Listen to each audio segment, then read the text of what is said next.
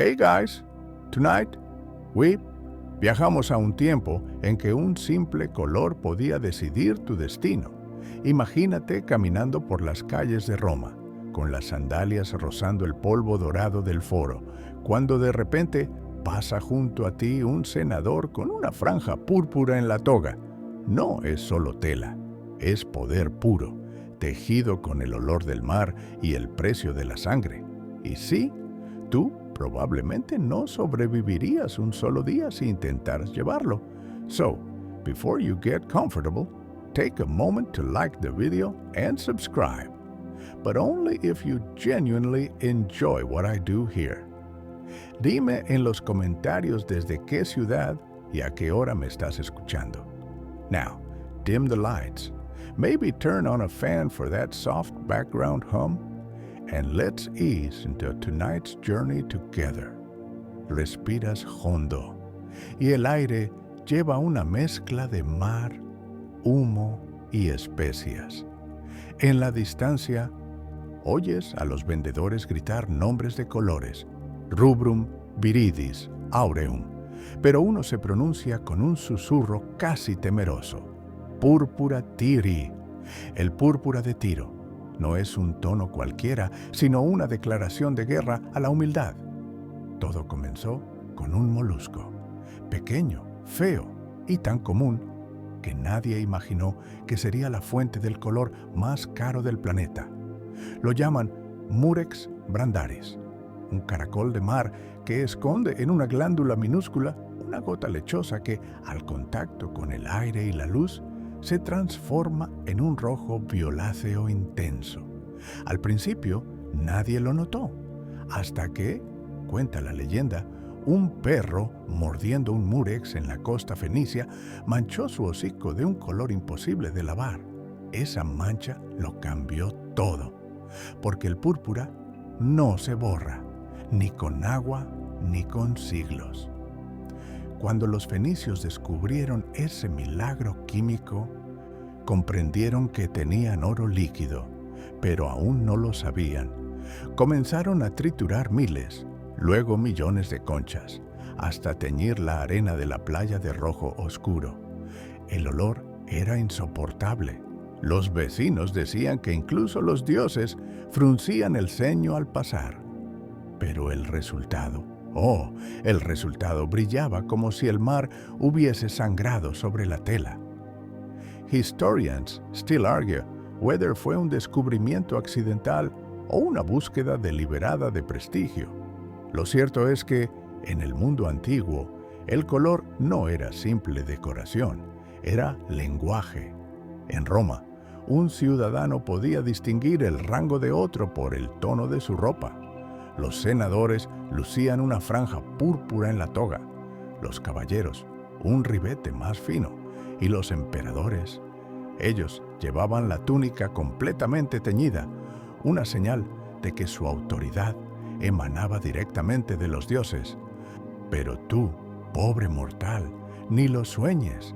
Si un tintorero te ofrecía un trozo de púrpura tiria, era como si te ofreciera la vida de un ejército entero de moluscos, porque para teñir una sola toga completa se necesitaban, según Plinio el Viejo, más de 10.000 caracoles. Y no se trataba de aplastarlos simplemente. Había que extraer la glándula uno por uno, mezclarlos con sal y dejar fermentar la masa durante días bajo el sol. Imagínate ese olor colándose por tu ventana al amanecer. Romántico, ¿verdad? Lo curioso es que el proceso no solo generaba color, sino respeto. El púrpura no se decoloraba con el tiempo. Se oscurecía, se volvía más profundo, más solemne. Por eso los romanos lo asociaron con la inmortalidad. El color no envejecía, y ellos tampoco querían hacerlo. Así, el púrpura se convirtió en símbolo de eternidad, reservado para quienes pretendían desafiarla. Una túnica púrpura, en esencia, era una promesa de poder y también una advertencia, porque Roma no toleraba que cualquiera jugara con los símbolos imperiales. Cuentan que un mercader fue ejecutado por vender un fragmento de tela teñida a un ciudadano común, no por fraude, sino por insolencia. El púrpura pertenecía al emperador y vestirlo sin permiso era como robarle el trono. Sin embargo, algo dentro de ti siente la tentación. Imagínate caminando por el Coliseo, con una capa que brilla bajo el sol, viendo cómo las miradas se clavan en ti, mitad admiración, mitad terror. En un mundo donde la jerarquía se bordaba en los tejidos, un simple color podía elevarte o condenarte. Mientras la noche romana cae sobre el Tíber, piensas en ese pequeño caracol del Mediterráneo, sin saber que tu destino y el tuyo están entrelazados, que la ambición humana, desde los emperadores hasta los alquimistas, girará durante siglos en torno a su secreta glándula luminosa, y que el mar, silencioso, guarda aún millones de murex bajo su arena, como si esperara que alguien más descubra su magia. Te recuestas, escuchas el rumor de las olas y comprendes que la historia de Roma no empieza con una espada, sino con una mancha, una que nunca se borra. El olor del lujo no es siempre el que imaginas. No huele a rosas ni a incienso, sino a algo más cercano al infierno. Caminas por las callejuelas del puerto de Tiro, una ciudad que respira comercio, sal y ambición.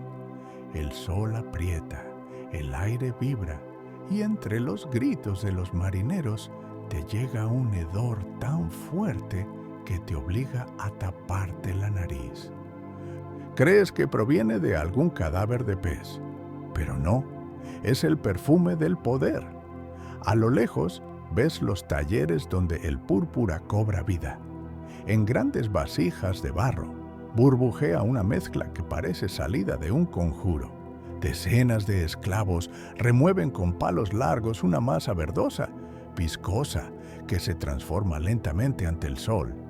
Los caracoles murex han sido triturados y expuestos al aire, liberando un líquido que pasa del blanco al amarillo, luego al verde y finalmente a ese rojo violáceo imposible de olvidar. Uno de los tintoreros levanta el brazo cubierto hasta el codo en el líquido y ves cómo su piel se tiñe para siempre. Ni el tiempo ni el agua lo limpiarán. Los antiguos decían que el proceso olía a cadáver en descomposición. Y tenían razón. Los efluvios llegaban tan lejos que los barcos preferían fondear a distancia para evitar que el viento del mar trajera el tufo. Pero nadie se quejaba demasiado, porque ese olor era la fragancia del dinero. Cada ánfora de tinte valía una fortuna, y el propio puerto de Tiro se enriquecía con cada embarque que partía hacia Roma o Alejandría. Historians still argue whether los fenicios llegaron a monopolizar completamente la producción o si existieron pequeños talleres en Grecia y el norte de África. Pero todos coinciden en algo: el secreto se custodiaba con más celo que una fórmula mágica. Los trabajadores eran vigilados, las recetas se transmitían de padres a hijos, y traicionar el método podía costarte la vida. Tú te acercas un poco más. El suelo está cubierto de conchas rotas, millones de ellas, como si el mar hubiera vomitado su esqueleto. Cada paso cruje bajo tus sandalias. Un niño pasa corriendo con un cesto lleno de moluscos frescos y el capataz lo golpea con una vara de caña para que se dé prisa. No hay tiempo que perder. El color no espera. El tinte debe fermentar bajo el sol exacto del mediodía, ni antes ni después. Los antiguos creían que el dios Melkart bendecía ese instante, cuando el cielo y el mar compartían el mismo brillo violeta. Una voz detrás de ti te susurra: esto es lo que huele el poder. Te giras y ves a un mercader griego con las manos manchadas. Te muestra un pequeño frasco de cristal donde una gota de líquido brilla como vino oscuro.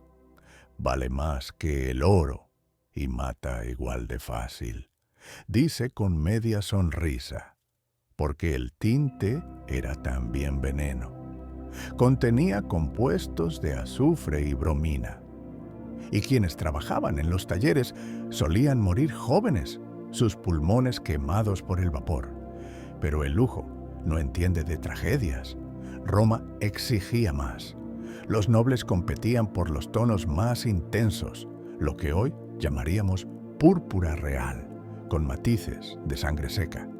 Plinio el Viejo lo describió como color de la concha en el momento en que el mar se retira, una definición poética para un olor infernal. A medida que observas, comprendes la paradoja. Algo tan repulsivo en su origen se convertía en símbolo de elegancia, pureza y autoridad, como si el sufrimiento necesario para crearlo lo hiciera más digno. Lo mismo pasa con muchas cosas humanas, ¿no? Cuanto más cuesta conseguirlo, más valor le damos, aunque huela a muerte. Un tintorero se acerca con un trozo de lana recién teñida y lo sostiene frente a la luz. El color vibra. No es rojo, ni azul, ni violeta. Es todos ellos a la vez, cambiando según el ángulo, como si el mar y el fuego hubieran decidido compartir un mismo cuerpo. La lana aún gotea, pero parece tener vida propia. Por un segundo, piensas que entiendes por qué los emperadores lo deseaban tanto, no por belleza, sino por control. Cuentan que en Roma, incluso los templos olían a Tiro. Las túnicas de los sacerdotes, las cortinas de los altares, todo llevaba ese toque divino y nauseabundo a la vez. Y cuando el emperador hacía su entrada en el Senado, los senadores inclinaban la cabeza, no solo por respeto, sino porque el hedor del tinte impregnado en su manto podía marear a cualquiera. Lo más curioso es que algunos filósofos criticaban el exceso.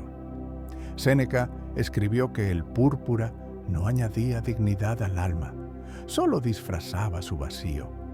Pero a nadie le importaba. En un mundo donde la apariencia era poder, el color se convirtió en droga. ¿Te imaginas la escena?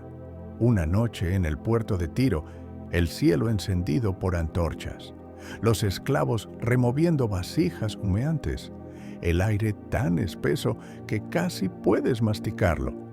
Cada gota de ese líquido apestoso valdrá en Roma una fortuna suficiente para comprar un barco entero.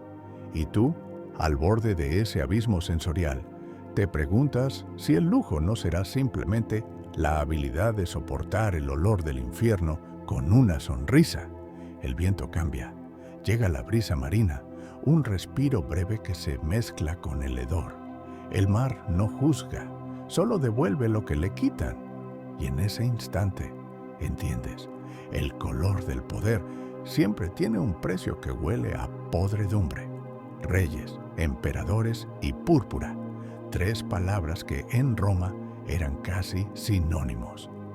Caminas ahora por el Foro Romano, el corazón palpitante del imperio.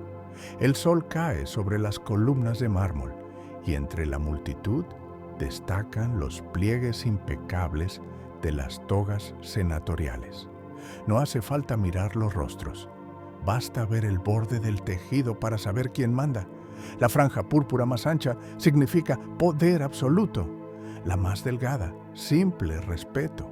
Y tú, con tu túnica modesta, sientes que cada hilo de color es una frontera invisible que no deberías cruzar. La historia cuenta que Julio César fue uno de los primeros en entender que el púrpura no solo vestía el cuerpo, sino también la mente del pueblo. Cuando lo usaba, no necesitaba pronunciar discursos, bastaba con caminar. La multitud lo veía y entendía que frente a ellos estaba alguien tocado por los dioses. Más tarde, cuando Augusto se convirtió en el primer emperador, el color dejó de ser símbolo de poder político para transformarse en símbolo de divinidad. Vestir púrpura era reclamar un lugar entre los inmortales. Historians still argue whether ese gesto fue un acto religioso sincero o una estrategia para manipular la fe popular. Pero el resultado fue claro. El púrpura se convirtió en el color de los emperadores, y cualquiera que osara imitarlo estaba firmando su sentencia. Un escriba de la época dejó un testimonio fascinante. Cuando el emperador pasa, no miramos su rostro, miramos su túnica, porque ahí está Roma. Y tú, observando la procesión, lo entiendes. Los pliegues del tejido parecen moverse como olas, y el color cambia con la luz, ora sangre, ora sombra. No es solo tinte, es un hechizo visual. Los romanos lo sabían y lo codificaron con precisión legal, el lex opia. Y luego el sumptuaria leges regulaban quién podía vestir qué. Solo el emperador tenía derecho a una toga completamente púrpura, la toga picta. Los senadores podían llevar una franja ancha llamada latus clavus, y los caballeros una más estrecha, el angustus clavus, un error de tela, un ribete demasiado ancho, y tu cabeza podía terminar expuesta en el foro, literalmente. Pero aquí viene el detalle curioso. El púrpura no solo se reservaba para la política, también era un color ritual. Las estatuas de los dioses se vestían con mantos púrpura durante las celebraciones, y las novias de las familias nobles lucían velos teñidos con el mismo pigmento, símbolo de prosperidad y fertilidad. Lo que no sabían, o fingían no saber, es que esa misma lana había pasado semanas fermentando en barriles llenos de caracoles podridos. El amor, en Roma, tenía aroma a mar y muerte. Hay un instante en que cruzas la mirada con un esclavo que carga una tela enrollada sobre el hombro. El sudor le cae por la frente y un guardia lo empuja con el extremo de una lanza. Nadie lo mira, nadie lo compadece. Sin embargo, la tela que transporta será pronto un manto imperial. El contraste te sacude. Un hombre sin nombre sosteniendo la prenda que vestirá al más poderoso de todos. Así funcionaba Roma, una pirámide de sangre y seda. El emperador Nerón, cuentan, era especialmente obsesivo con su púrpura. Ordenaba que se mezclaran tintes de distintas regiones para lograr un tono que recordara la primera herida del día.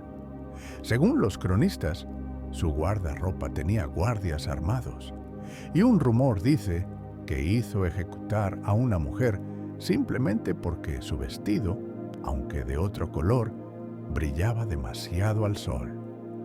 La paranoia del color elevada a política de Estado. Y no todo era pompa. Detrás del brillo púrpura se escondían los temores más humanos. El emperador Diocleciano, por ejemplo, intentó frenar la inflación decretando precios máximos, incluido el del tinte púrpura. ¿El resultado? El mercado negro floreció. Comerciantes clandestinos teñían telas en sótanos, a veces usando mezclas con raíces y minerales para engañar a los compradores. Roma entera olía a fraude y a murex, mal fermentado. Mientras caminas por las ruinas del Senado, el eco de esos debates aún resuena. Imagina a los senadores envueltos en púrpura, discutiendo sobre moralidad y virtud, mientras cada fibra de su toga gritaba riqueza obscena. El color se había vuelto una máscara. Cuanto más oscuro, más hipnótico, más necesario. Una anécdota curiosa circulaba entre los plebeyos, que si tocabas una túnica púrpura con las manos desnudas, la mala suerte te perseguiría 7 días. Quizás no era superstición, sino un modo de recordar que el poder mancha, literalmente. Te detienes frente a un mosaico antiguo donde un emperador, probablemente Trajano, aparece coronado, envuelto en una capa que brilla aún después de siglos con un matiz rojizo. Es piedra, sí, pero parece viva. El artesano que la creó debió comprender algo que tú apenas intuyes, que el color no era simple adorno, era la promesa de permanencia. Y así, Roma aprendió una lección que repetirían todas las civilizaciones posteriores, que el lujo más absoluto no está en poseer, sino en que otros no puedan hacerlo. El púrpura se volvió frontera, mito y espejo de vanidad. Mientras cae la tarde y las sombras tiñen el mármol, el color del poder se refleja en el agua del Tíber. No puedes evitar pensar que, de algún modo, Roma entera sigue sumergida en ese reflejo. Tal vez porque el púrpura, como el poder, nunca se lava del todo. Vestir la eternidad. Suena poético, ¿verdad? Pero en Roma esa poesía podía costarte la cabeza. Caminas ahora por un mercado cubierto, lleno de olores a cuero, aceite y lana mojada. Los comerciantes gritan precios, las mujeres examinan telas al trasluz y en medio del bullicio ves un rollo de tejido diferente a todos, un tono oscuro entre vino y sombra. El vendedor lo tiene cubierto con una manta y solo la levanta cuando un cliente muy especial se acerca. Su mirada se cruza contigo por un segundo y tú entiendes que ese color no se vende, se otorga. El púrpura era el pasaporte al Olimpo, pero también una sentencia. En la Roma imperial, las fronteras del privilegio se medían en pigmentos. Si vestías más color del que te correspondía, estabas desafiando al orden del cosmos. No importaba si eras noble o plebeyo. El púrpura completo solo pertenecía al emperador. El resto apenas podía rozarlo.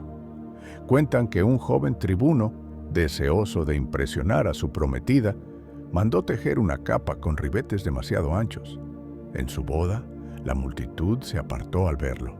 Algunos se arrodillaron, otros huyeron. Al día siguiente, el prefecto de la guardia lo visitó y lo invitó amablemente a explicar su elección de vestuario. Nadie volvió a verlo. Una historia de moda con final trágico. Historians still argue whether esas leyes del color se aplicaban estrictamente o si servían más como amenaza simbólica. Lo cierto es que el miedo bastaba. Nadie quería arriesgarse.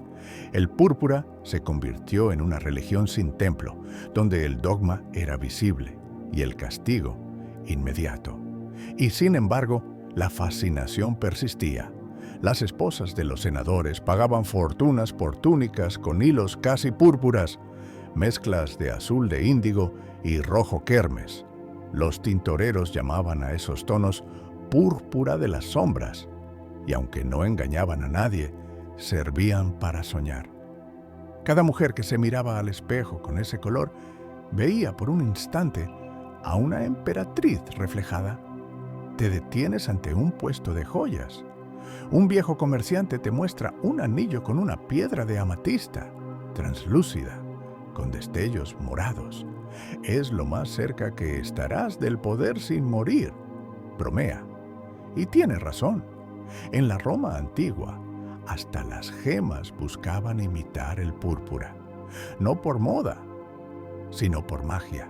Creían que ese tono alejaba el mal de ojo, porque ningún espíritu maligno podía soportar tanto esplendor. Curioso, ¿no? Un color nacido de la putrefacción del mar, convertido en amuleto contra el mal. La ironía habría hecho reír al propio Séneca, si no fuera porque él también usaba una franja púrpura en sus túnicas mientras predicaba la austeridad. Pero el púrpura también tenía un poder más sutil, el de engañar al tiempo. Las telas teñidas con múrex no se desvanecían como las demás. Al contrario, se volvían más intensas con los años. Por eso, se usaban en los funerales de los ricos, envolviendo los cuerpos como si el color garantizara la eternidad. El que se viste de púrpura no muere, se transforma, decía un poeta de la época. Imagina ese momento, un cortejo fúnebre avanzando por las calles empedradas, el cuerpo cubierto por una tela que brilla con tonos de vino profundo. Los esclavos portan antorchas, los ciudadanos se apartan en silencio, no lloran por el muerto, admiran la túnica, porque saben que solo unos pocos pueden vestir el color que ni la muerte borra. También los generales triunfantes lo llevaban. Cuando un comandante regresaba victorioso de campaña, el Senado le otorgaba el honor supremo, vestir la toga picta, íntegramente púrpura, y desfilar por la vía sacra en un carro dorado. Detrás de él, un esclavo sostenía una corona sobre su cabeza y le susurraba al oído: Memento mori, recuerda que eres mortal. El contraste era brutal. El hombre más poderoso de Roma, envuelto en el color de los dioses, escuchando una voz que le recordaba que no lo era. A veces, el color parecía tener voluntad propia. Hay crónicas que hablan de túnicas que cambiaban de tono según el humor del emperador. Quizá solo el efecto de la luz del crepúsculo, pero la superstición hacía el resto. Algunos creían que el púrpura contenía el espíritu del mar, siempre cambiante, impredecible, y sin embargo, con toda su majestuosidad, el color también dividía. En las calles, los ciudadanos comunes lo miraban con una mezcla de envidia y rencor. El púrpura no viste a los hombres, decían, los separa. Era la frontera visible entre el que manda y el que obedece. Una noche, imagina, el viento sopla desde el mar y tú caminas junto al Palatino. En las ventanas del palacio, las cortinas púrpura ondean como lenguas de fuego. Roma duerme, pero el color vigila. No hay ejército que proteja al emperador como esa tela. Basta su resplandor para recordar a todos quién tiene el poder. Y tú, que vienes del futuro, sabes que incluso los imperios se marchitan, pero el color perdura. Porque mientras los mármoles se rompen y los nombres se olvidan, el púrpura sigue brillando en los fragmentos de mosaico, en los retratos de Fayum, en las palabras de los cronistas. No era solo una moda, era una obsesión tejida en el alma del imperio. El poder, al fin y al cabo, es como ese tinte. Se obtiene con dolor, huele a muerte, pero deslumbra tanto que nadie puede resistirse. Y al ponerte esa túnica imaginaria, aunque solo sea en sueños, entiendes por qué Roma la llamó el color de los inmortales. El secreto de Tiro no se escribió jamás en pergamino. Se susurraba, de maestro a aprendiz, de padre a hijo. Entre las sombras del amanecer, cuando el mar aún olía a sal y misterio. Caminas por la costa fenicia, donde las olas chocan contra rocas cubiertas de conchas. A lo lejos se alzan los muros de la legendaria Tiro, una ciudad mitad puerto, mitad laboratorio del color. Aquí nació la alquimia del púrpura. No hay letreros, ni templos, ni inscripciones que digan «aquí se creó el tinte». Solo un rumor persistente. Las playas están cubiertas de fragmentos blanquecinos, millones de conchas rotas que crujen bajo tus pasos. Cada una, un cadáver diminuto que sirvió a la vanidad de algún emperador. Y mientras el viento marino te despeina, un pensamiento te atraviesa. ¿Cuántos mares tuvo que sangrar la humanidad solo para vestirse de poder? Los fenicios, astutos mercaderes, guardaron su secreto como si fuera oro divino. Cada taller funcionaba como un santuario cerrado. Las fórmulas no se anotaban, se memorizaban, y los aprendices juraban silencio ante los dioses. Si alguno osaba vender la receta, La pena era el exilio, o algo peor. Nadie quería tentar la ira de Melkart, el dios que, según la leyenda, había revelado el tinte. Cuenta el mito que un día Melkart paseaba con su amante, la ninfa Tiro, cuando su perro mordió un caracol en la orilla y manchó su hocico de un color profundo, más hermoso que cualquier piedra preciosa. Fascinada, la ninfa pidió un vestido de aquel tono, y el dios, complaciente, ordenó a los hombres de la ciudad replicar el milagro. Desde entonces, el color llevó el nombre de ella. No era solo púrpura, era amor divino destilado en tejido. Historians still argue whether esta historia nació como mito fundacional o como ingeniosa propaganda comercial, pero no hay duda de que los fenicios convirtieron ese mito en negocio.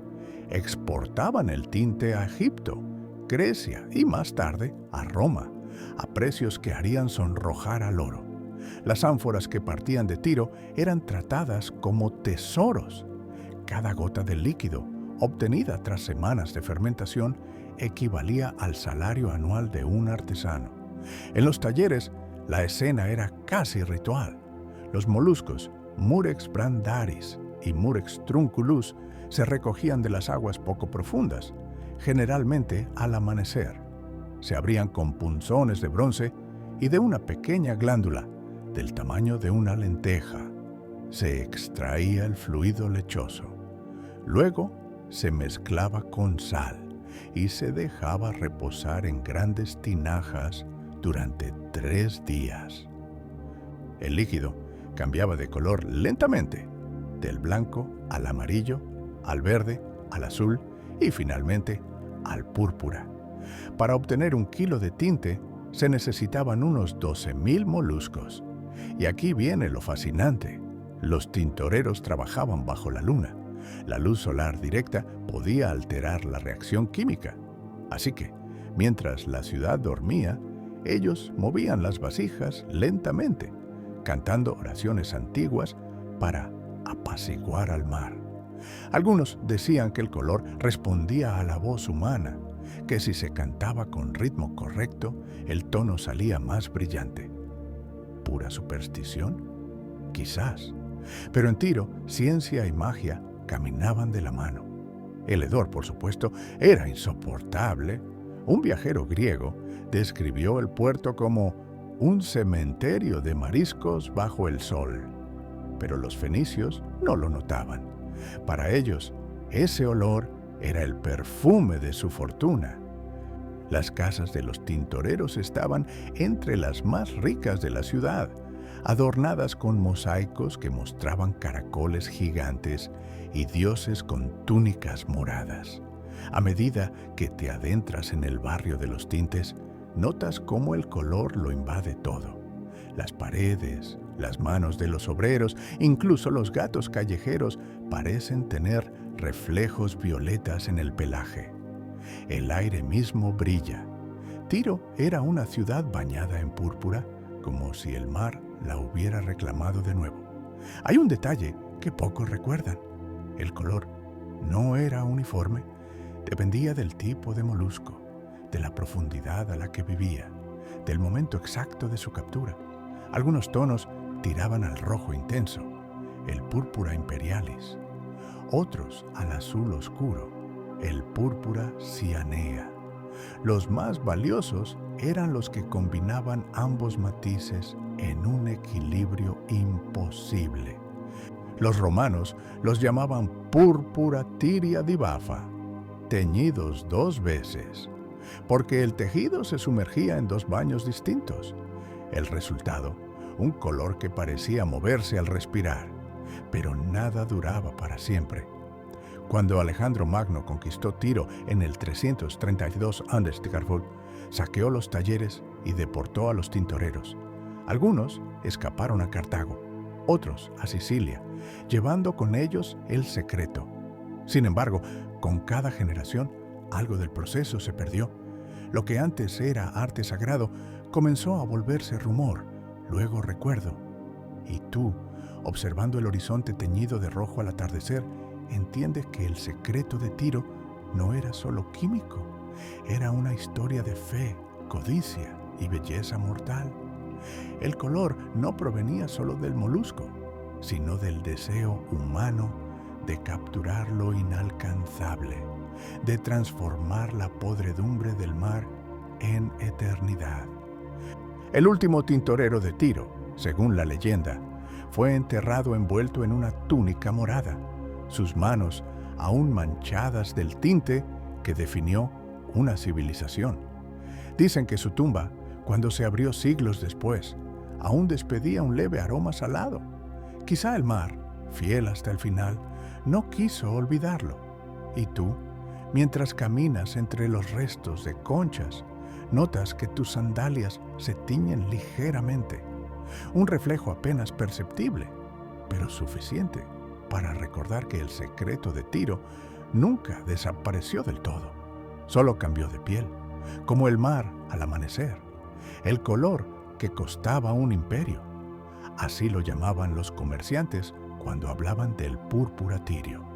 Caminas ahora entre mapas antiguos extendidos sobre una mesa, las rutas del Mediterráneo trazadas con tinta azul y pequeñas figuras de barcos tallados en madera.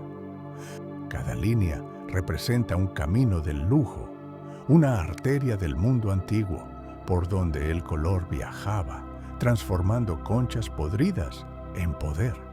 Imagina un carguero fenicio partiendo de Tiro, su bodega llena de ánforas selladas con cera roja. Dentro de cada una, apenas unos litros de tinte espeso, más valiosos que todo el bronce del puerto. El viento infla las velas y el barco se aleja hacia el oeste. Chipre, Rodas, Egipto, luego Sicilia y finalmente Roma. En cada parada, el precio del púrpura se multiplica. En Roma, un solo gramo cuesta más que su peso en oro. Historians still argue whether el precio exacto llegaba a 1,000 denarios por libra, pero los testimonios coinciden. El tinte valía más que la mayoría de las joyas. Y lo curioso es que su valor no provenía de la rareza del material. El mar estaba lleno de murex, sino del trabajo y el tiempo, un recurso abundante convertido en lujo solo por el esfuerzo humano. Algo que, dicho sea de paso, sigue funcionando igual 2000 años después. Los imperios se construyen sobre rutas comerciales y el púrpura fue uno de sus motores secretos. Fenicia prosperó gracias a él, pero también despertó la codicia de todos los reinos vecinos. Egipto intentó reproducir el tinte, sin éxito. Grecia lo veneró y lo imitó. Cuando Roma conquistó el Mediterráneo, heredó no solo las rutas, sino el prestigio que venía con el color. ¿Te imaginas un mercado en Alejandría? El aire lleno de gritos, el resplandor del sol sobre los metales y en el centro un tenderete pequeño con frascos sellados. Los comerciantes discuten precios con una ferocidad ritual. Uno de ellos levanta una tela teñida con el auténtico púrpura tirio. La multitud se arremolina. Algunos se persignan, otros solo observan en silencio, como si el color mismo irradiara poder. Roma lo entendió muy pronto. Controlar el púrpura era controlar el símbolo. Por eso, los emperadores lo convirtieron en monopolio estatal.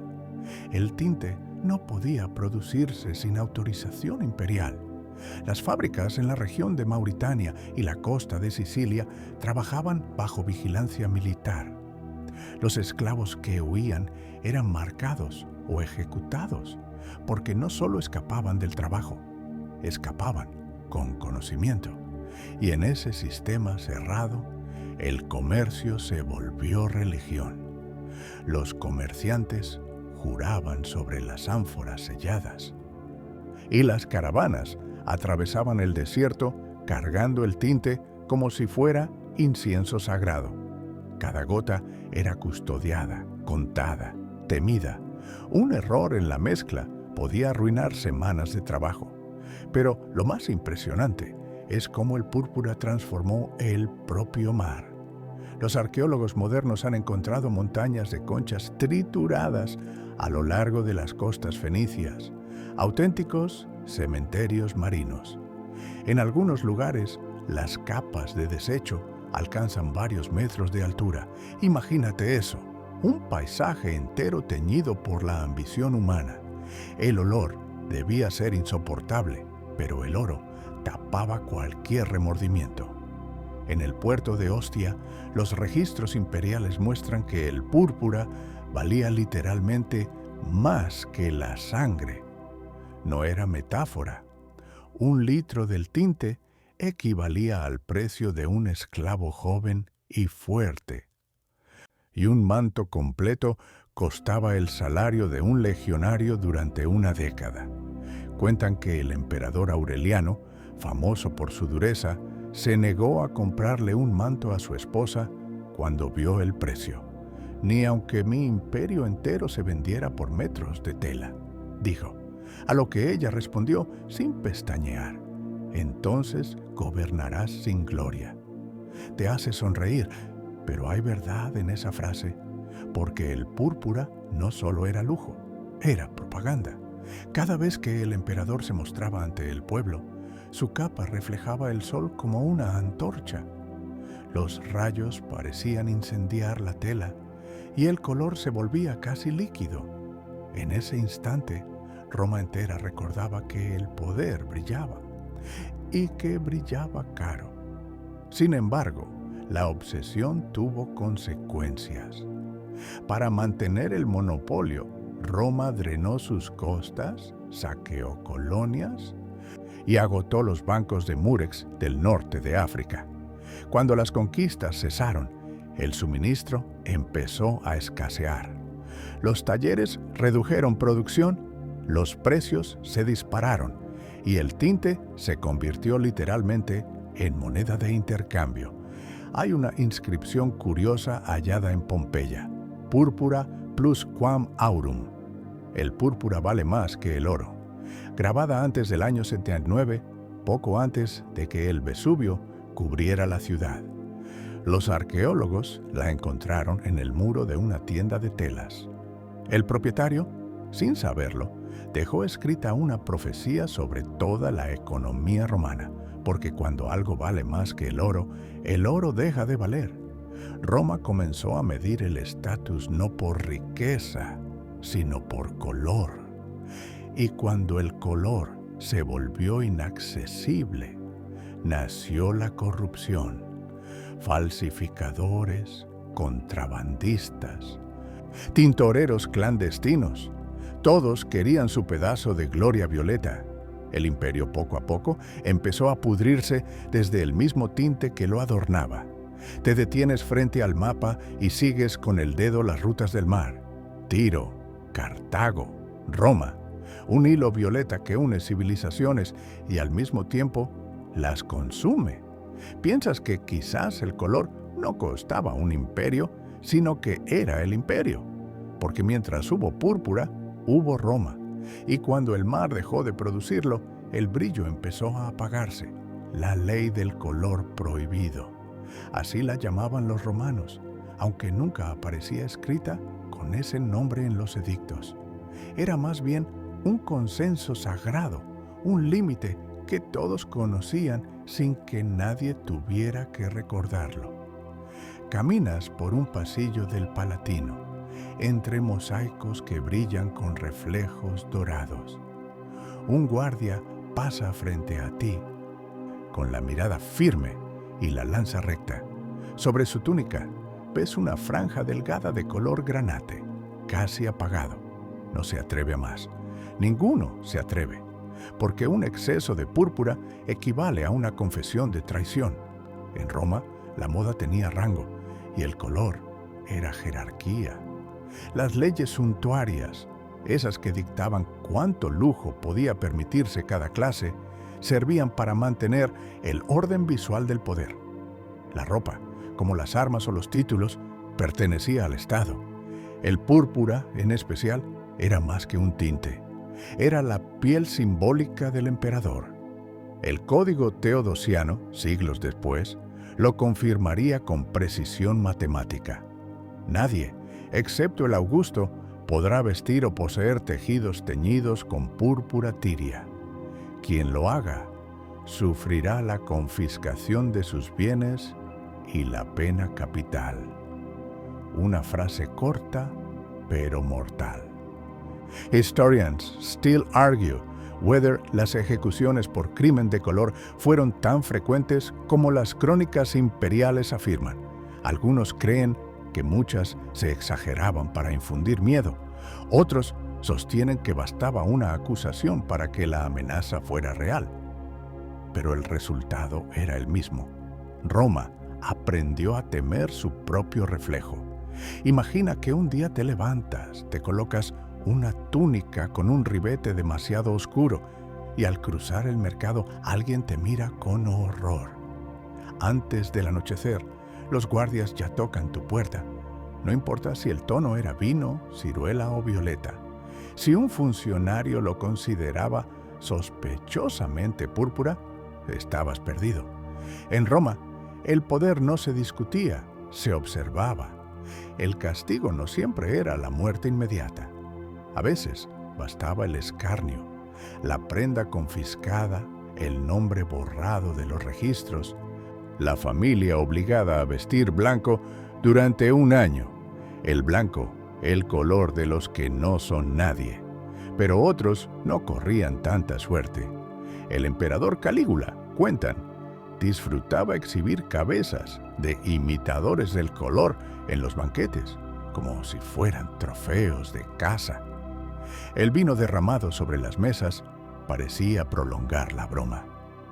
Tú avanzas entre las sombras de la Basílica Julia, donde los jueces dictaban sentencias. Sobre el mármol aún pueden verse rastros de pigmento, tinta de escribas o sangre de quienes se atrevieron a vestir demasiado bien.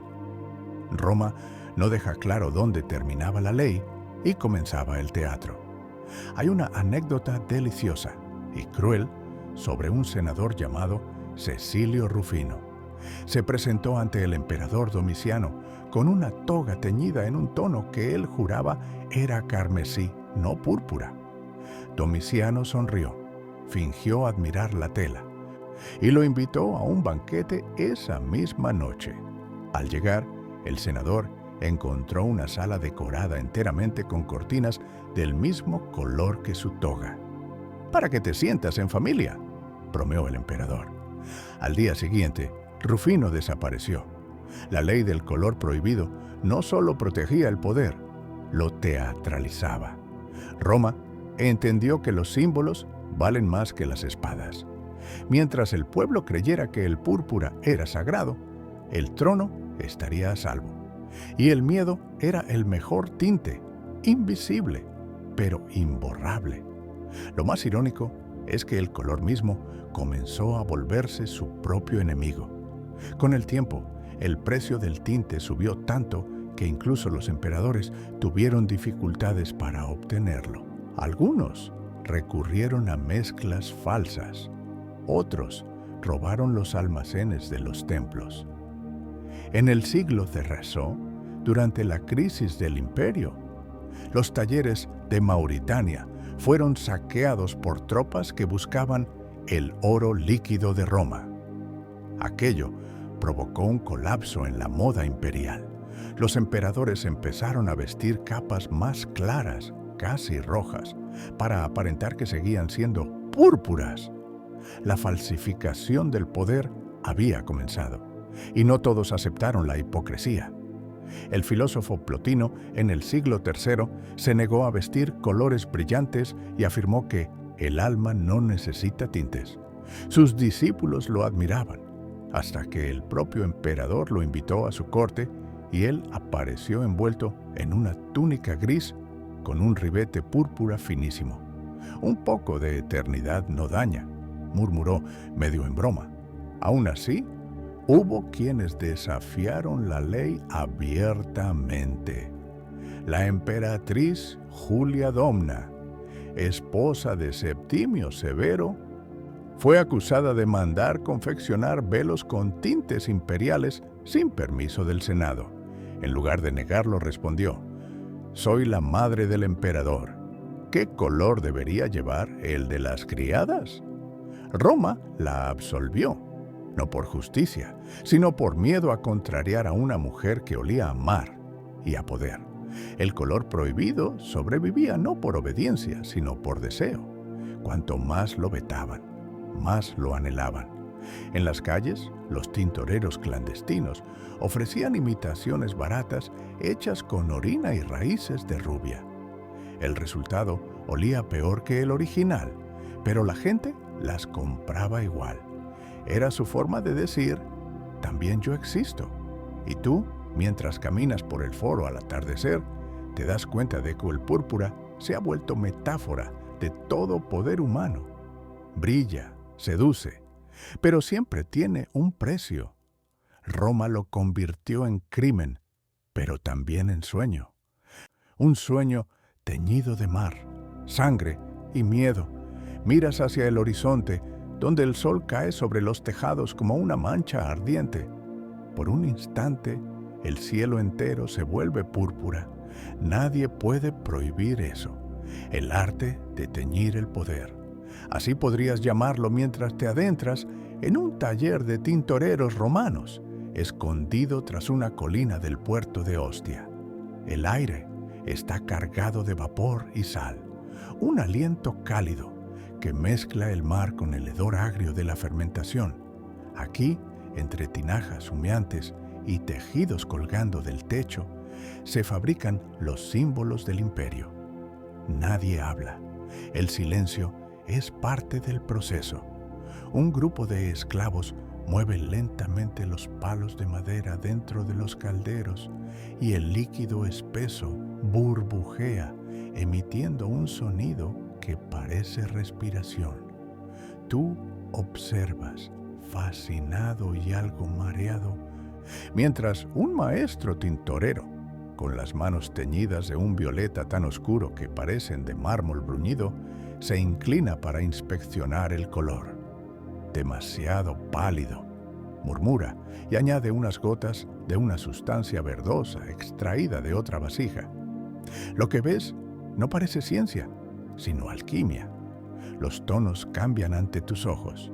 Primero gris, luego azul, después un rojo que se oscurece lentamente hasta transformarse en ese púrpura inconfundible. Un color que no es solo materia, parece tener voluntad.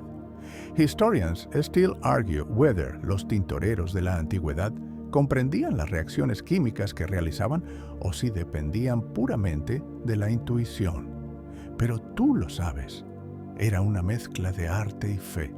Había que esperar el punto exacto del sol, la temperatura del aire, el ciclo lunar.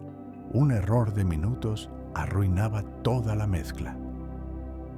El maestro te explica con voz grave: «No teñimos la tela, convencemos al color de quedarse». Y entiendes que el poder no solo se conquista con espadas, también con paciencia. Los romanos heredaron las técnicas fenicias, pero las llevaron al extremo.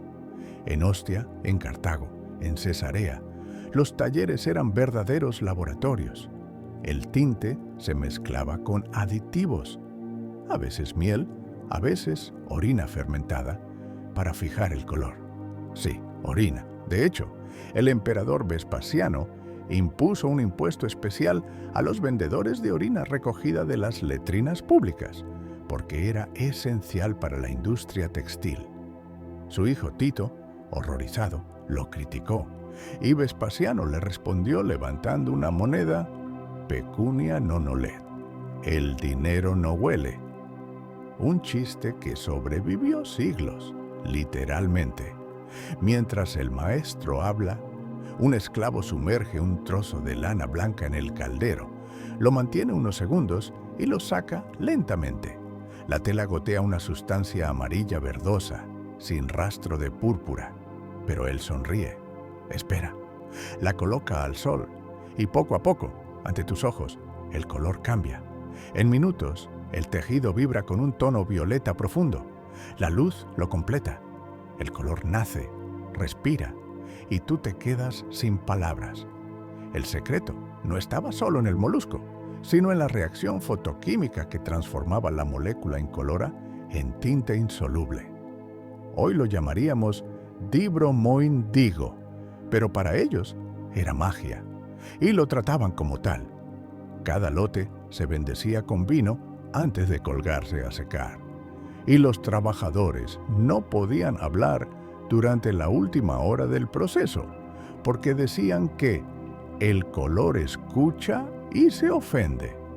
Te ríes suavemente, pero cuando ves cómo uno de los aprendices rompe la regla, susurra algo mientras agita la mezcla y el maestro lo golpea con una vara de caña, el silencio vuelve a caer, pesado como el vapor. Aquí, cada gota cuenta. El proceso era tan peligroso que los tintoreros vivían apartados del resto de la ciudad. Su olor los delataba a leguas, pero también eran temidos y respetados. Sabían crear lo que nadie más podía. En algunas ciudades se les prohibía testificar en juicios porque quien domina el color puede torcer la verdad. Qué poética forma de decir que manipulaban la apariencia del mundo. Los talleres no solo producían para los emperadores, también trabajaban para los templos. Los sacerdotes encargaban telas para cubrir estatuas o altares y creían que el color reforzaba la conexión entre lo humano y lo divino. Los dioses solo escuchan a quien brilla como ellos, decía un proverbio. El púrpura, por tanto, era oración tejida. Una vez al año, durante las fiestas de Minerva, las tintorerías cerraban. Los trabajadores ofrecían ofrendas de vino y conchas al mar. Algunos arrojaban una tela entera teñida al agua, como pago por lo que el mar había dado. El color desaparecía bajo las olas, y se decía que los delfines lo llevaban al reino de Neptuno. Hermoso, ¿no? Una industria con sentido de la culpa. Pero no todo era devoción. Había competencia, espionaje, sabotaje. En los muros de Pompeya se conservan grafitis de tintoreros insultándose mutuamente. Los del taller de Vero huelen peor que los caracoles que matan. Otros se acusaban de diluir el tinte con grasa o vino barato. En Roma, incluso la podredumbre tenía marketing. El color, una vez fijado, era indestructible. Los arqueólogos modernos lo confirman. Fragmentos de tejidos romanos aún conservan un leve brillo púrpura después de 2 milenios. Piensa en eso. El color sobrevive a los cuerpos, a los imperios, a las lenguas. El tinte era una cápsula de tiempo. Mientras el día cae, el maestro extiende un paño recién teñido sobre un marco de madera. La luz del ocaso lo atraviesa y por un instante parece fuego líquido. Ahí está, murmura, el poder. Y tú comprendes que el arte de teñir no era solo técnica, sino una forma de control. Dominar la naturaleza para dominar a los hombres. Convencer al mar de que pinte la ambición humana. Roma había logrado eso, y por eso el púrpura, aunque nacido del mar, pertenecía a la tierra. Antes de irte, el maestro te entrega un pequeño hilo teñido. Recuerda, dice, el color no muere, solo cambia de dueño. Y mientras caminas hacia la noche, la hebra en tus dedos brilla con un reflejo que parece mirarte. Perfume de muerte y gloria. Así podrías describir el aire que envuelve el puerto de Roma cuando los cargamentos de púrpura llegan desde las costas africanas. El hedor dulce y podrido del tinte se mezcla con el incienso de los templos, con el sudor de los marineros y el perfume de los senadores que esperan las telas más valiosas del imperio. El mismo olor que hace unos días te revolvía el estómago ahora te parece familiar, casi adictivo. Caminar entre esos fardos es caminar entre destinos. Cada rollo de tela envuelto en lino representa meses de trabajo, miles de vidas y millones de conchas trituradas. Cuando los descargan, los escribas anotan cuidadosamente el número de ánforas y el peso. Luego, los funcionarios del Tesoro romano sellan las cajas con cera marcada con el águila imperial. Nada debe perderse, ni una gota, porque esa carga no es solo mercancía, es símbolo. Historians still argue whether el control del púrpura formaba parte de un culto económico o de una obsesión personal de los emperadores. Algunos cronistas decían que los almacenes de tinte en Roma eran tratados como templos. Nadie podía entrar sin permiso, y dentro el aire estaba tan denso que parecía respirar, el olor del lujo mezclado con el de la muerte. Tú te acercas a uno de esos almacenes, las puertas se abren y un golpe de calor y fragancia te envuelve. Dentro, cientos de vasijas alineadas como soldados contienen el líquido más caro del mundo. No hay joyas ni oro a la vista, solo esa sustancia espesa, viscosa, que brilla con tonos entre vino y sangre. Un capataz te observa, orgulloso. El olor de Roma, dice. El olor, sí. Los antiguos lo conocían bien. En los desfiles triunfales, los ciudadanos tapaban sus narices cuando el emperador pasaba envuelto en su manto púrpura, porque la tela aún despedía el aroma del mar y de la fermentación. Pero nadie se atrevía a comentarlo. Decir que el emperador olía mal era blasfemia, así que lo transformaron en virtud. Los poetas comenzaron a escribir que el olor del púrpura era fragancia divina, el aliento del océano que acompaña a los inmortales. Ingenioso, ¿no? Los perfumes oficiales del palacio intentaron imitar ese olor, mezclando mirra, canela y aceite de rosa. Querían que el hedor a molusco muerto se convirtiera en moda. Y lo lograron. Las damas nobles rociaban sus vestidos con esencias marinas para demostrar que podían pagar el precio del poder. Así, el olor del mar muerto se transformó en aroma de la realeza. Y, sin embargo, en ese contraste había poesía. Roma era maestra en convertir lo vulgar en sublime, lo repulsivo en sagrado. El púrpura era el mejor ejemplo, un color nacido de la podredumbre que, en manos humanas, se convirtió en símbolo de pureza, autoridad y eternidad. Hay una vieja inscripción en una pared de Pompeya, casi borrada. El que huele a púrpura, huele a los dioses.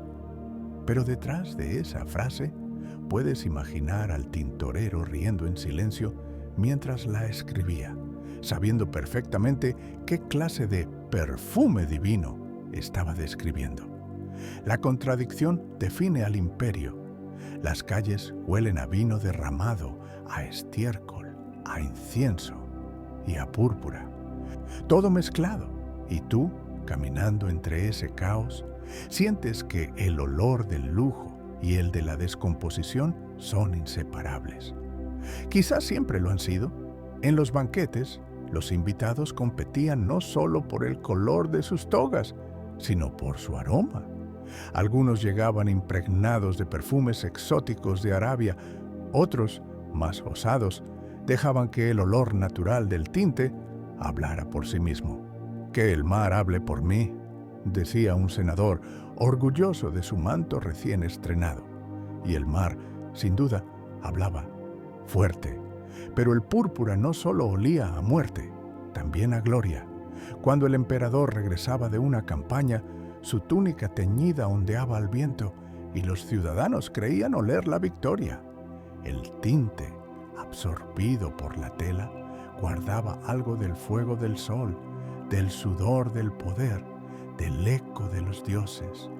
En ese olor estaban los campos conquistados, los pueblos sometidos, el oro que corría por el Tíber. Un imperio entero encapsulado en fragancia. no faltaban los escépticos. Plinio el Viejo, siempre tan pragmático, escribió: «Nada más insensato que el hombre que ama lo que apesta». Pero él mismo no podía negar la fascinación. En su Historia Natural, describe el proceso del tinte con detalle, casi con admiración. Y aunque se queja del hedor, dedica páginas enteras a la belleza del resultado. El científico y el esteta peleando en la misma pluma. Mientras la tarde cae sobre Roma, el viento sopla desde el mar y trae un olor familiar. No sabes si viene de los talleres de Ostia o de los mantos que cuelgan en los palacios. Es el mismo olor que unió a esclavos, artesanos y emperadores. Todos respiraron ese mismo aire pesado, salado, inolvidable. Cierras los ojos y lo reconoces. Huele a ambición, a poder, a tiempo detenido. Huele a gloria marchita, pero aún brillante. Y entiendes que, aunque los siglos pasen, el olor del púrpura sigue presente en los museos, en los templos, en las páginas de los libros. Cada vez que alguien dice imperial, el aire del pasado se agita un poco, liberando esa mezcla de mar y eternidad. El perfume de la gloria nunca se va, solo cambia de nombre. Los impostores del púrpura, así los llamaban los tintoreros verdaderos, con una mezcla de desprecio y envidia. Eran los alquimistas del engaño, los que intentaban reproducir el color del poder sin pagar el precio del mar. Porque, seamos honestos, no todos podían permitirse bañar una toga en 10,000 caracoles en descomposición. Así que nació una nueva industria, la del fraude cromático. Imagina el mercado de Roma en pleno mediodía. Los puestos rebosan de telas rojas, burdeos, carmesíes, violáceas. Algunas brillan casi tanto como el auténtico púrpura tirio. Los vendedores juran que provienen de las costas de Fenicia, mientras los clientes se inclinan para olerlas, buscando ese aroma inconfundible a mar y muerte. Pero el olor no está. Solo huele a vino agrio o a humo falso. Historians still argue whether la mayoría de las togas púrpuras del Imperio tardío eran auténticas o simples imitaciones teñidas con colorantes vegetales. Las más comunes se fabricaban con raíz de rubia, insectos kermes o incluso con vino viejo concentrado. El truco estaba en lograr un matiz que engañara al ojo bajo ciertas luces. Era una especie de Photoshop antiguo donde la ilusión valía más que la realidad. Te acercas a un puesto y el vendedor, al verte interesado, baja la voz. «Mira esto, viajero, púrpura imperial, directo de Tiro». Te ofrece un fragmento de tela que brilla con un tono precioso. Tú sonríes. Sabes que es mentira. La textura no tiene la profundidad del tinte real. El color es demasiado plano, demasiado obediente.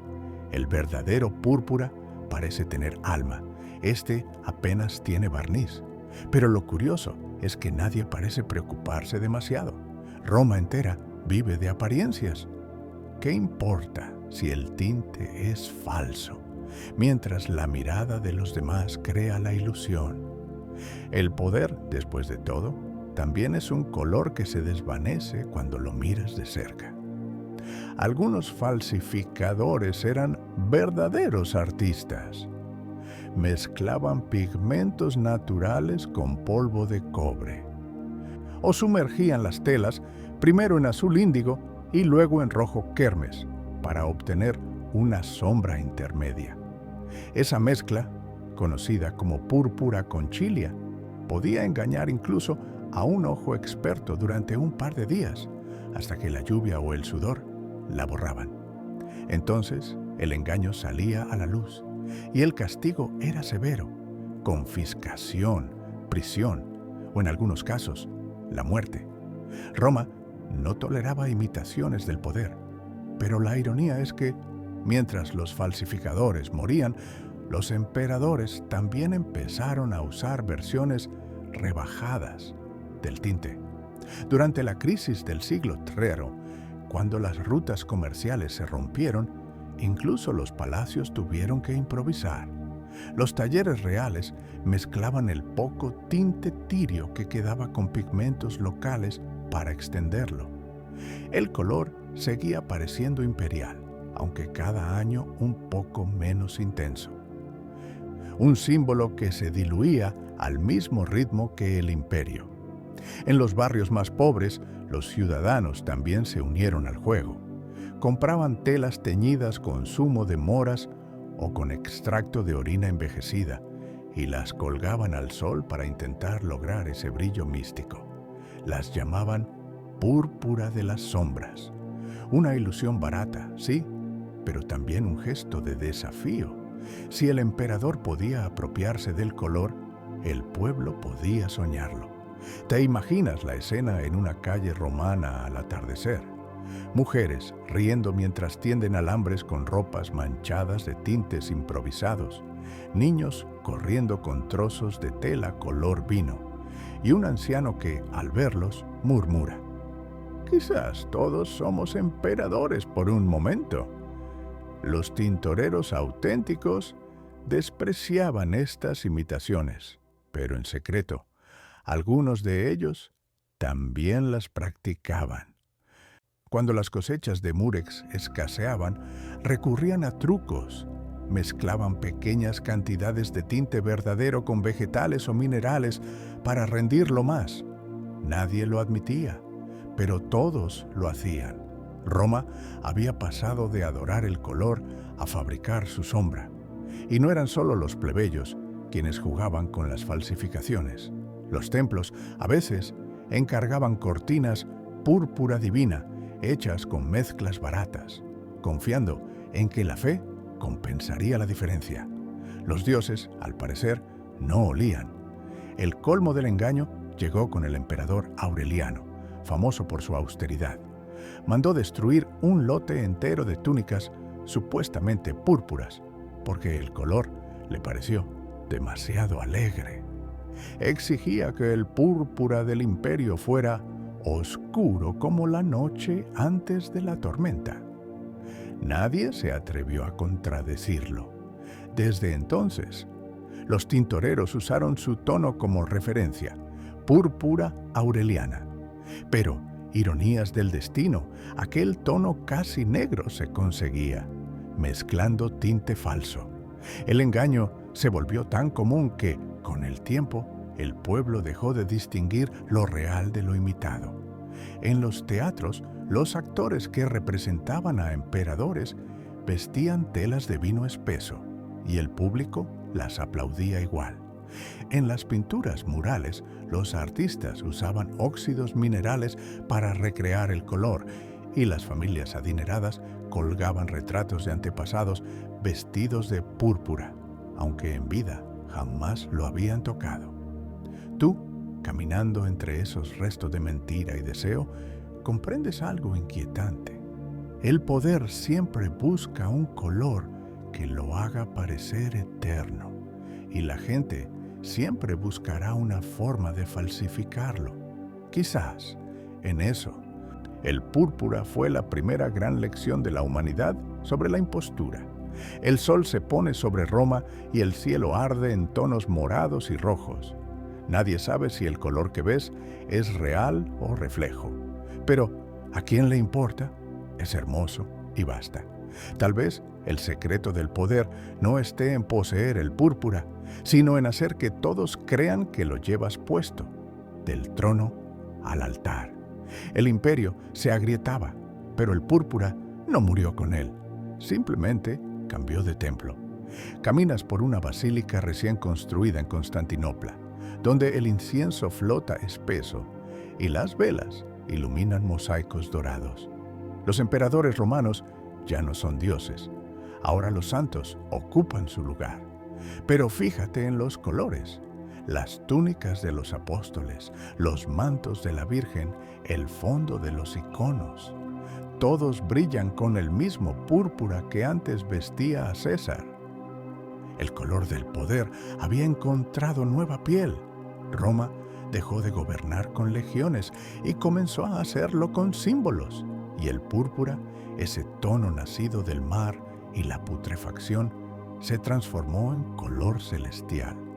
Historians still argue whether la Iglesia adoptó deliberadamente el púrpura imperial para heredar su autoridad o si fue una coincidencia litúrgica. Pero la evidencia es clara. En los concilios, los obispos vestían capas teñidas con lo que quedaba del tinte de Tiro. El poder secular y el divino habían intercambiado túnicas. En las procesiones de Bizancio, los sacerdotes avanzaban envueltos en tejidos brillantes y los fieles murmuraban: «Los colores de Dios». Lo que pocos sabían es que las vasijas de tinte seguían burbujeando en talleres ocultos cerca del Bósforo. Los tintoreros imperiales, descendientes lejanos de los fenicios, trabajaban ahora para el trono y el altar por igual.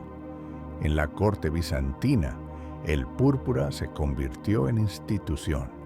Los emperadores ya no eran simplemente coronados, nacían en la púrpura. La expresión porfirogénetos, nacido del púrpura, se reservaba para los hijos legítimos del soberano, concebidos en la cámara imperial, forrada con mármol violeta y cortinas teñidas del mismo tono. Era el símbolo supremo de pureza dinástica. Si no habías nacido entre esas paredes, tu sangre jamás sería considerada completamente imperial. Imagina la escena: una habitación silenciosa, las paredes relucientes como vino sólido, la madre envuelta en un manto violeta, el aire denso con perfume de mirra y humo de lámparas. Allí, el primer llanto de un niño no solo anunciaba una vida, proclamaba una dinastía. El púrpura ya no era solo color, era legitimidad. Un niño nacido en la púrpura podía reclamar el trono incluso décadas después, solo por ese hecho. La biología se volvió pigmento y el poder herencia química. Mientras tanto, en las iglesias, los iconógrafos aplicaban pigmentos de múrex sobre tablas de madera. Cada pincelada representaba una oración, y el color más oscuro se reservaba para los santos más venerados. El púrpura, que una vez olía a cadáver de mar, ahora olía a incienso y resurrección. La paradoja del cristianismo en su máxima expresión: transformar la podredumbre en salvación. Pero no todos aplaudían esta apropiación divina. Algunos monjes denunciaban el lujo de las vestiduras episcopales.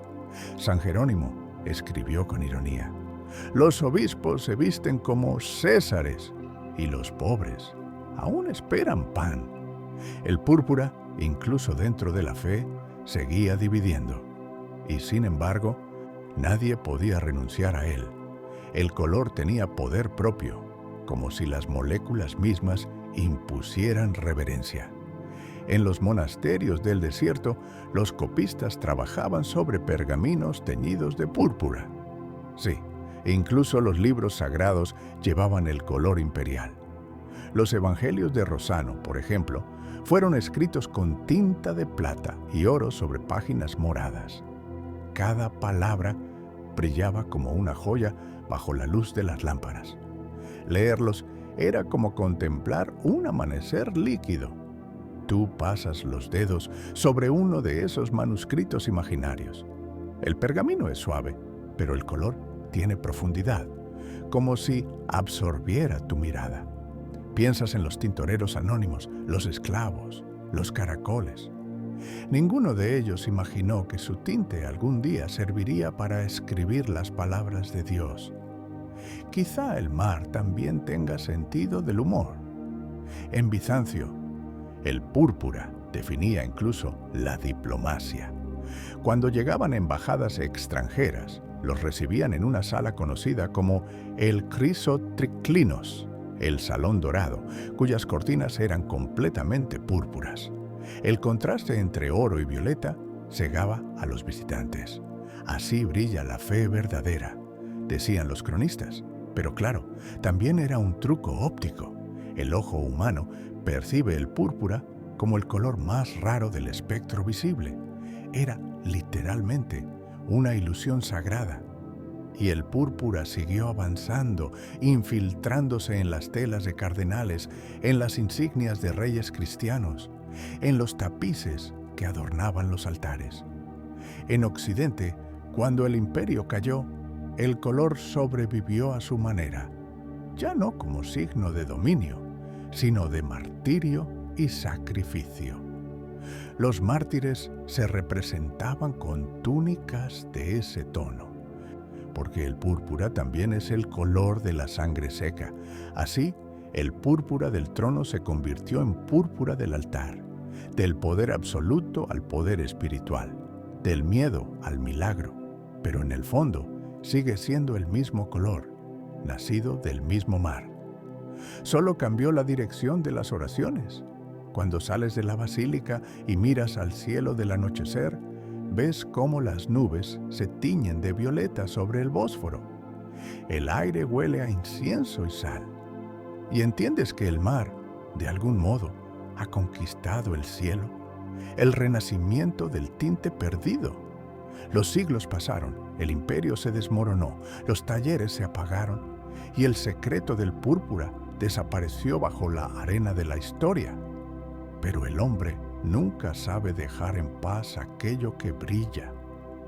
Así que, siglos después, entre los monasterios medievales y las cortes renacientes, comenzó una nueva casa, la del color perdido de los dioses. Imagínate caminando por una ciudad europea del siglo XIII. Las calles son estrechas, el aire huele a pan, cera y lluvia.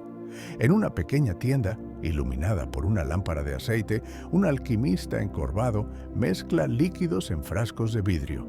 Su mesa está cubierta de manchas moradas, rojas, azules. En el centro, una nota garabateada en latín: Tiri purpurae experimentum 23. El experimento número 23 del púrpura de Tiro. El hombre levanta el frasco, lo examina contra la luz y suspira. Otro fracaso. El líquido se ha vuelto marrón. Pero no se rinde. Ninguno se rendía. Desde Sicilia hasta Venecia, los artesanos y monjes buscaban recrear el color que una vez hizo temblar a los emperadores. Historians still argue whether alguna fórmula auténtica sobrevivió en Bizancio, o si todo lo que siguió fue mera especulación. Algunos manuscritos medievales describen una tintura del mar que resiste el fuego, pero las proporciones están borradas o son deliberadamente absurdas. 7 gotas de sangre de dragón mezcladas con orina de virgen. Lo típico cuando la ciencia se disfraza de mito. Pero entre las sombras del olvido, unos pocos lograron resultados sorprendentes. En la costa de Sicilia, los tintoreros de Mazara del Vallo encontraron moluscos similares al Murex brandaris y, tras años de ensayo, consiguieron un tinte que recordaba vagamente al antiguo púrpura. No era tan profundo ni tan luminoso, pero al sol tenía ese destello entre rojo y violeta que parecía moverse. Los monjes benedictinos de Montecassino también experimentaron. Uno de ellos, llamado Frater Johannes, escribió en su cuaderno: «El olor es terrible, pero el color canta». Hermosa frase, ¿no? Quizá el primer poeta químico de Europa. Y así, poco a poco, el color fue renaciendo. En Florencia, los tejedores de seda comenzaron a producir tejidos llamados panno di porpora, aunque ya no usaban caracoles, sino cochinilla de América y tintes vegetales. Era un renacimiento simbólico, el color del poder adaptado a un mundo nuevo. Los banqueros, los papas, los mercaderes, todos querían vestirlo. El púrpura resucitaba como signo de riqueza, aunque ya nadie recordaba su verdadero precio. Pero había quienes sí lo recordaban. En los puertos del Mediterráneo, Los pescadores seguían encontrando los caracoles murex en las redes. Y algunos sabían de la leyenda. De vez en cuando, algún curioso los machacaba y notaba el cambio de color al contacto con el aire, una chispa del pasado, un eco del imperio. ¿Te imaginas una noche del siglo XV? En una cabaña junto al mar, un viejo pescador aplasta un molusco entre dos piedras. Un líquido blanco cae sobre la arena y cuando la luna lo toca, se vuelve violeta. El hombre se inclina, sorprendido. Sonríe. No sabe que acaba de redescubrir un secreto milenario, pero sí siente que el mar acaba de hablarle. Aún así, el verdadero renacimiento llegaría con la curiosidad renacentista. Los humanistas, fascinados por las glorias de Roma, comenzaron a leer los textos de Plinio y Teofrasto, donde se describía el proceso del púrpura.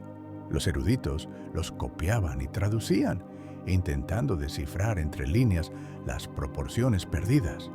Unos buscaban en bibliotecas, otros en playas. Todos, en el fondo, buscaban la eternidad.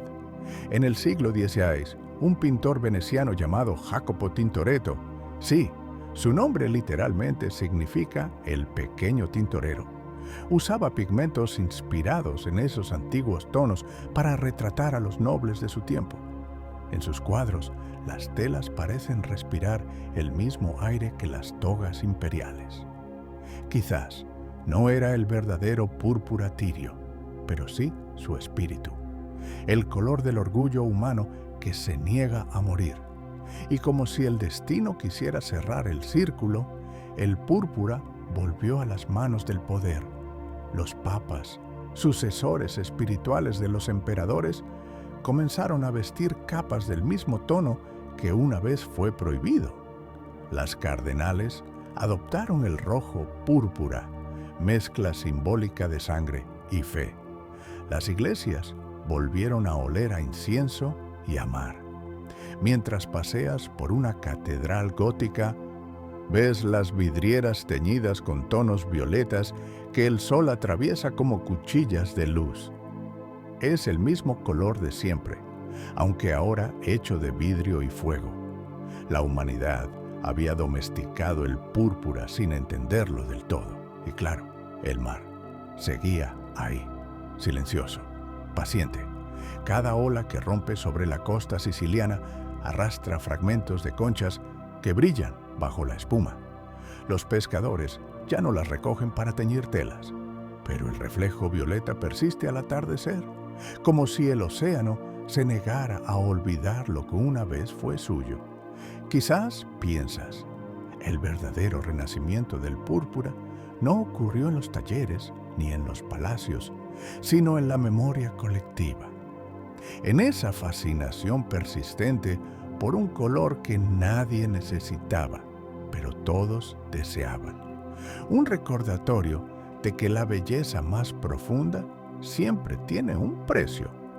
Aunque ya nadie lo recuerde, el alquimista medieval del principio apaga su lámpara resignado y anota en su cuaderno una última frase: Non invenit Tyrium, sed invenit mirum. No hallé el púrpura de Tiro, pero hallé el asombro. Y tú, mientras lees esas palabras siglos después, entiendes que tal vez ese era el verdadero color que buscaban, el del asombro humano frente al misterio, cuando el color se hizo ciencia. Avanzas ahora en el tiempo, hacia un siglo de humo, fábricas y descubrimientos. El siglo XIX, la era en que los sueños alquímicos se convirtieron en fórmulas químicas, y la magia del púrpura, tan ligada al mar, a los mitos y a los emperadores, fue destilada en un frasco de laboratorio. El aire de Londres huele a carbón y progreso. Entre calles grises y obreros cubiertos de hollín, un joven químico de apenas 18 años. William Henry Perkin trabaja en un sótano. Su tarea es ambiciosa. Intenta sintetizar quinina, el remedio contra la malaria. Pero una noche de 1856, mientras limpia sus tubos de ensayo, algo inesperado ocurre. Una gota de residuos químicos se seca sobre la mesa y deja una mancha de un color intenso, entre violeta y vino, que brilla bajo la luz. El primer tinte sintético de la historia. Lo llama Mauveine. No lo sabe aún, pero acaba de reinventar el púrpura. Historians still argue whether Perkin realmente comprendió el alcance simbólico de su hallazgo. Probablemente no. Era un joven curioso, no un historiador, pero el mundo sí lo entendió. Por primera vez, el color del poder ya no dependía del mar, ni de la esclavitud, ni del hedor. Se podía fabricar con carbón y paciencia. En pocas décadas, la mauve conquistó la moda victoriana. Las damas de Londres, París y Viena vestían tonos lilas, malvas, violetas, eléctricos. El color de los dioses se volvió el color de las fiestas. Imagínate el asombro de un antiguo tintorero romano si pudiera ver eso. El tono sagrado, antes reservado al emperador, colgando en los escaparates de Oxford Street, disponible para cualquiera con unas monedas. El sueño y la blasfemia al mismo tiempo. Pero la ciencia no se detuvo ahí. La fiebre del color se extendió por toda Europa. Los químicos alemanes, especialmente en las fábricas de BASF y Hoechst, comenzaron a sintetizar cientos de pigmentos derivados del alquitrán de Julia, anilinas, foxinas, magentas. Cada año aparecía un nuevo matiz. El púrpura dejó de ser exclusivo. Se multiplicó, se democratizó. El lujo ya no era tenerlo, sino elegir entre 20 versiones. Sin embargo, con el brillo vino la sombra. El nuevo púrpura, igual que el antiguo, tenía un precio. Las fábricas vertían residuos tóxicos en los ríos, tiñendo las aguas de colores imposibles. Los obreros sufrían quemaduras químicas y enfermedades pulmonares. El color ya no provenía del mar, pero seguía oliendo a muerte. Solo había cambiado de fuente. Te detienes un momento y piensas, el hombre, al conquistar la naturaleza, simplemente trasladó el sacrificio. Ya no eran moluscos los que morían, sino ecosistemas enteros. Quizás el color del poder nunca deja de tener víctimas. Lo irónico es que la Mauveine, ese accidente victoriano, fue también el origen de la industria farmacéutica moderna. De la búsqueda del tinte nacieron los colorantes para tejidos, y de ellos los colorantes para tejidos biológicos, los primeros diagnósticos microscópicos, los medicamentos sintéticos, todo por una mancha de violeta en un tubo. El color, literalmente, dio nacimiento a la medicina. Mientras caminas por un museo de ciencia, ves el pequeño frasco original de Perkin. El líquido, aún brillante después de casi 2 siglos, parece una reliquia sagrada, no de dioses antiguos, sino de la inteligencia humana. El púrpura, una vez producto del mar, se convirtió en símbolo de la mente. Los poetas románticos lo celebraron. Baudelaire llamó al púrpura la frontera entre el éxtasis y la podredumbre. Los pintores lo adoraron. Monet, Whistler, Van Gogh, todos lo usaron para pintar el crepúsculo, ese instante donde el día muere y la noche nace. El mismo color que unía emperadores, santos y científicos. Incluso la realeza moderna quiso apropiarse de él. En Inglaterra, la reina Victoria lució un vestido de mauve en el Royal Exhibition de 1862. Las revistas lo llamaron el color de la virtud mecánica. Era elegante, moderno, industrial, y con ese gesto, el púrpura pasó oficialmente del trono divino al guardarropa humano. Pero hay algo casi trágico en su triunfo. Lo que durante milenios fue símbolo de exclusividad, se volvió común. La democratización mató el misterio. Cualquiera podía vestir el color del emperador, pero nadie se sentía emperador al hacerlo. El valor del púrpura no estaba en su tono, sino en el esfuerzo que lo producía. Sin el sacrificio del mar, el color perdió su alma. Y aún así, cada vez que el sol se pone sobre una ciudad industrial y el humo del carbón se mezcla con los reflejos del cielo, el mundo parece teñirse otra vez del mismo púrpura antiguo.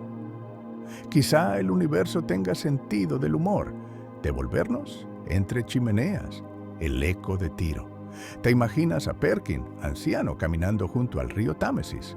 El agua, contaminada, refleja tonos violetas al anochecer. Él sonríe. No sabe que ha cerrado un ciclo que comenzó hace 3000 años con un perro mordiendo un caracol. Del mar a la ciencia, del mito al microscopio. El color prohibido de Roma había renacido, esta vez sin emperadores ni sacerdotes. Solo con la curiosidad humana, la más divina de las herejías. El púrpura moderno y su sombra. Han pasado siglos desde que Roma ardía bajo la luz del Mediterráneo. Pero si miras a tu alrededor, en una tienda, en un desfile, en una pantalla, verás que el color sigue ahí. Tal vez en un logotipo, en un vestido de gala o en la luz tenue de un cartel de neón. El púrpura ya no es símbolo de imperios, sino de deseo, del deseo de destacar, de ser único, de brillar en un mundo saturado de brillo. Caminas por una pasarela contemporánea en París o Milán. La música golpea el suelo, los flashes parpadean y una modelo cruza envuelta en una capa de seda violeta. Los críticos murmuran: elegancia, poder, espiritualidad. No saben, o prefieren no saber, que ese color tan etéreo tiene la misma historia que una pila de conchas muertas, la misma esencia que una fábrica que escupe humo. Historians still argue whether nuestra obsesión moderna por los colores vibrantes es herencia directa del imperialismo o simple fascinación estética. Pero no hay duda de que el púrpura conserva su aura de exclusividad. Aún hoy, las casas de moda más prestigiosas, Dior, Valentino, Versace, lo reservan para colecciones limitadas, como si el color siguiera exigiendo reverencia. Y sin embargo, su sombra es larga. Las fábricas textiles del siglo XXI repiten los errores de Roma: contaminación, explotación, desigualdad.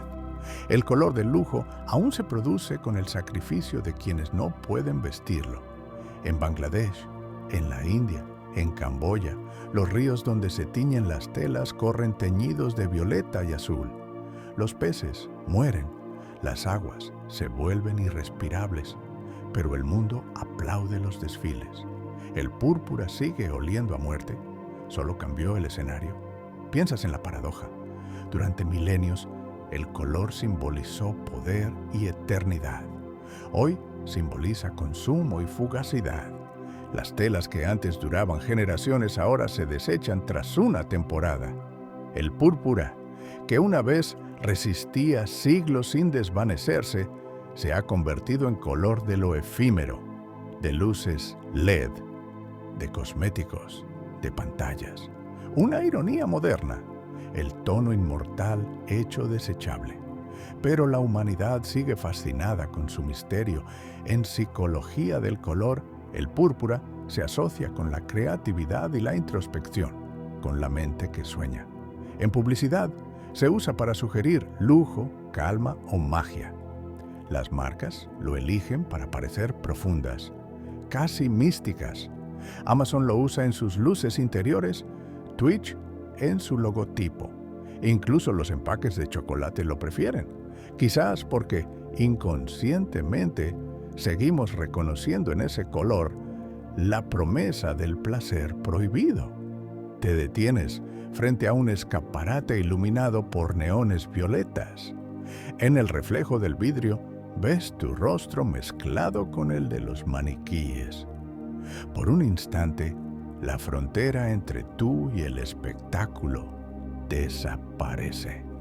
El color te envuelve, te transforma, te promete algo que no puede cumplir.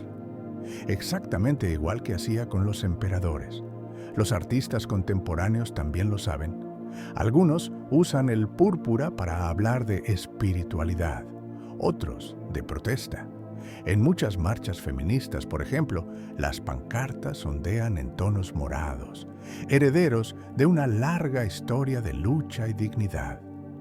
Del púrpura de los emperadores al de las mujeres que exigen igualdad, hay un hilo invisible, el color del poder que cambia de dueño.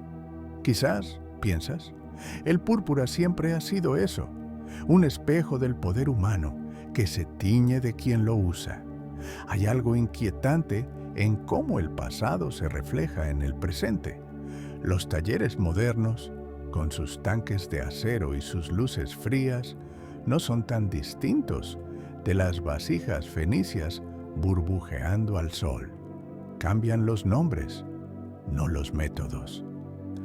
El hedor del mar podrido ha sido reemplazado por el olor a plástico quemado, pero la historia es la misma: transformar la materia en símbolo y pagar el precio.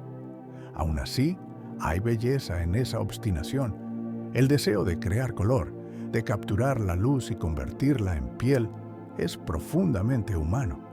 Desde el murex hasta los pigmentos sintéticos, el hombre ha perseguido el mismo milagro: hacer visible lo invisible. El púrpura, más que un tono, es una pregunta. ¿Qué estamos dispuestos a destruir para fabricar belleza? Mientras cae la noche, caminas por una calle vacía iluminada por luces de neón morado. Todo parece flotar en una penumbra líquida. Te das cuenta de que el color, aunque ya no pertenece a emperadores ni dioses, sigue gobernando el mundo. Solo que ahora lo hace en silencio, a través de pantallas, de anuncios, de telas baratas que prometen lo eterno y se deshacen al primer lavado. El poder ha cambiado de forma, pero no de color. El púrpura continúa siendo su uniforme, su máscara, su perfume. Y tú, mirando esas luces modernas, recuerdas el mar de Tiro, el rumor de las olas, el olor insoportable, la paciencia de los tintoreros, el mismo fuego que arde hoy en los laboratorios digitales, en los algoritmos de diseño, en los filtros de las redes sociales. Todo sigue teñido del mismo deseo: brillar un poco más que el resto. Quizás esa sea la verdadera inmortalidad del púrpura, no su tono, sino su tentación, el eco del mar en tu camisa. Has llegado al final del viaje, pero el color sigue contigo. Lo llevas en los ojos, en la memoria, incluso en la ropa que vistes sin pensarlo. Hoy, sin tocar una concha ni acercarte al hedor de un taller, caminas por la calle con una camiseta teñida con pigmentos que imitan el antiguo púrpura. No huele, no cuesta una fortuna, no proclama tu estatus, y sin embargo, aún guarda algo del mar. El viento sopla y el tejido se mueve como una ola. En ese movimiento ves siglos comprimidos: el caracol mordido por un perro fenicio, el tintorero de Tiro hundiendo las manos en una vasija burbujeante, el emperador romano desfilando entre aplausos, el monje medieval tiñendo pergaminos, el químico victoriano mirando asombrado una mancha en su mesa. Todos están ahí, en el hilo que roza tu piel.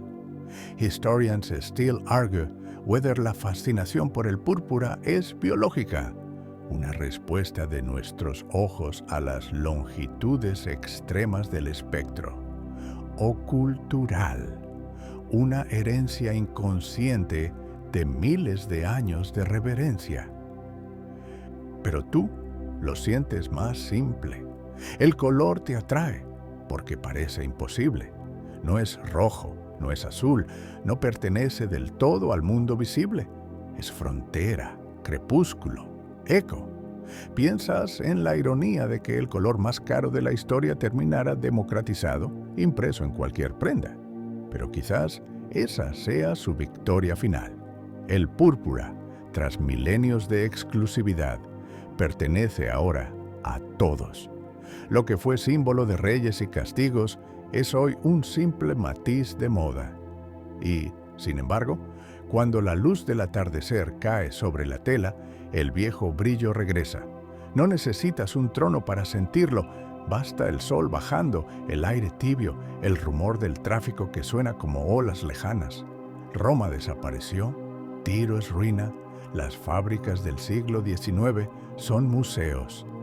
Pero el color sigue viajando, fluye de las pantallas a los ojos, de los ojos a los sueños.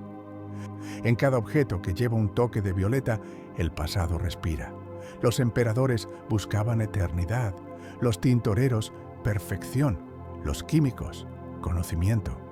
Todos, sin saberlo, perseguían lo mismo que tú ahora, un instante de asombro.